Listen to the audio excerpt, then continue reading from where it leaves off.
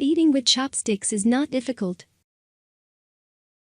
You just need a little practice, patience and follow these simple steps.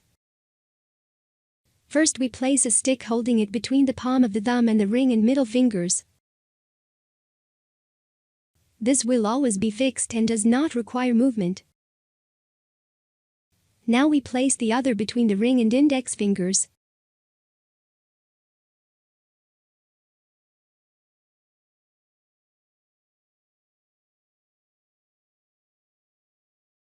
This is the one that is manipulated and enclose the food.